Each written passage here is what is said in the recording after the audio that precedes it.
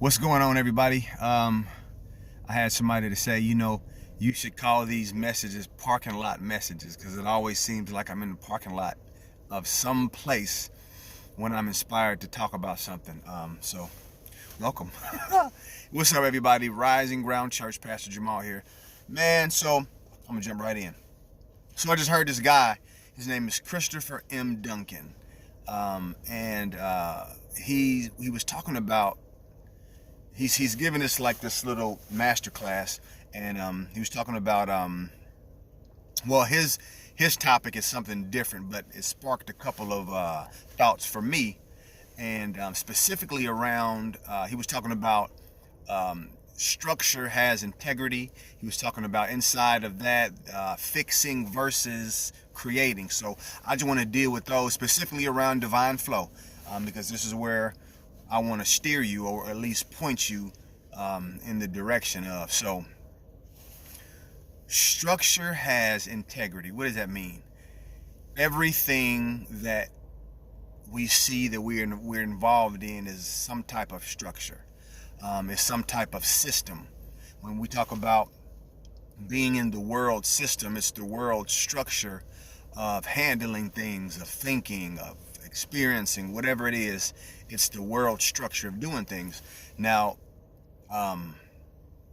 we've kind of been, I say taught, we've kind of been taught in the Christian world, that, we're in the world, but we're not of the world. And that might imply that the world system of doing things is an error, is wrong. So I don't want to go as far as to use that strong of a word, and I'll tell you why in a minute. But that's what we've been used to believing and understanding this world to be an error, a wrong deal.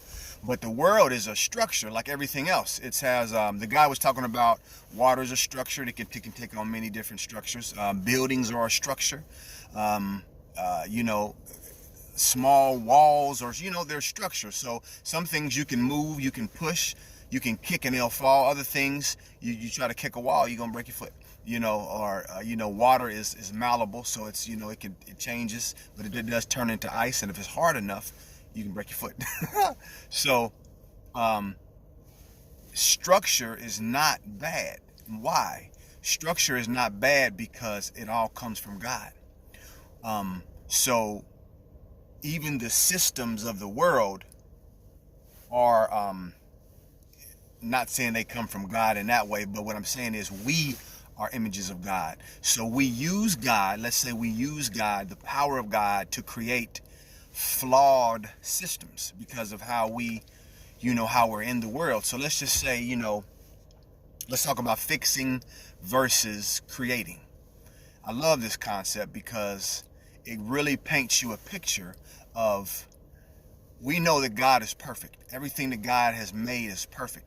We, again, have just used it wrong. We have, we've let the systems that we've created to impress us or to give us an understanding or some type of reality, to the point those are the foundations that we're deciding to build on. So we build on foundations of sickness. We got man, the television, the media is loaded with things about sickness. We come up with new sicknesses every week. You know what I'm saying? So what does that say about the perfection of God? It just kind of pushes it in the background, and most people don't ever experience it because we're living in a system of fixing instead of creating. If you believe that you are a co-creator with God, you create with God, then you create. You don't fix, because to fix, in essence, is to say, especially when we're talking about spiritual terms. I think another thing that we do, we're in the physical world. If I run my car into a wall, then I'm going to damage the front end of my car, and it's going to need fixing. So, we need to fix things that are damaged. But when we come to spiritual truths, where all of our physical life comes from, there's no need to fix. You can't fix God because God is perfect. But we are in need of we have to understand what that means and what we are in relation to God, and even what God is, more so. Because when you really understand who and what God is, then you understand who and what you are. So especially if you believe, you're connected that way. But we have all of these structures in place that point us into the direction of fixing something. So when you are in the mode of fixing and not creating, then you're in essence in a revolving door. So you'll always be going round and round and round and round, never getting to the place of perfect or perfection the way that we can be, because you're trying to fix something. Jesus didn't have to fix anything. Jesus knew exactly what the truth was. So all Jesus did was just spoke or thought or whatever he did in the reality of truth. So then the only result of that is the physical manifestation of truth, of wholeness. So it's the same thing. We have to realize the foundation that we're standing on so we can more accurately be who we are, create in the way that we are here to create, and in essence experience life how we can experience life. Now that never means you're not going to have any drama or any pains, but we can have a fulfilling experience when we know and recognize the real truth, man. So divine flow, what does divine flow got to do with anything? We advocate it. Divine flow is a method to swim with the current of God. How do you swim with the current of God? How do you rest in this flow, or allow this flow to take you where you have to go? And it's simply first believing that it's true. It's simply believing that God is real and exists. And then we have the inclinations, the intuitions, the guidance, the revelations, the discernment within us at all times to recognize the voice of God. My sheep know my voice. So, and man, we're all sheep. We just have to know it and believe it, and then go with the current of what that's telling us. So divine flow has systems. It has systems in place. Tuck this away. I'm trying to move. All right. It has pre-default systems in place that allow you to move with the current of God and rest in the current of God. And first, you got to believe the current of God is here to take you into your individual thriving space. And when you live in that current and you don't fight against it, when you learn how to swim with it, and that's a lot of different layers, so I can't go into all of that, but it's just simply saying you won't have to be subject to the structures of the world. And remember, the structures of the world aren't wrong. That's why you don't see God just tearing things down, and just because they're not wrong, they're just out of place. They're created in error or in kind of a veiled thing. You know what I mean? When you don't know what you're doing, you just create, and you don't know you don't know what's happening. So divine flow keeps you out of that space. And I think what's significant about it that you have to realize is most of us operate in the system of the world.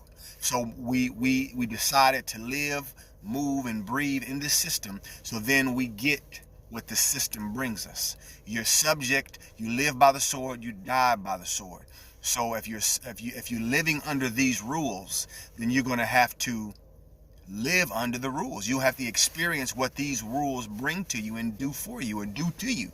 When you live in the flow, in the stream, and in the current of God. And I say it this way because there's a lot of people who have distaste for spiritual concepts or what you would say religious concepts. So living in divine flow, again, is living in the Spirit of God, is living with the Spirit of God, is living by the Spirit of God. But because we use these terms so loosely throughout the ages, that people have developed a distaste or misunderstanding. But the great thing about God is divine flow is not a new concept. It's nothing new at all.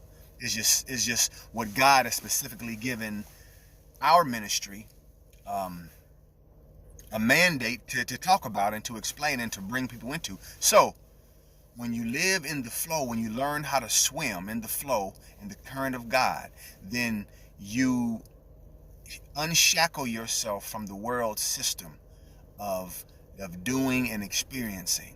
And then you're able to be a creator, and then allow the creative power of God that is always in you to actually create what you can create. You can create wholeness, healing, totally.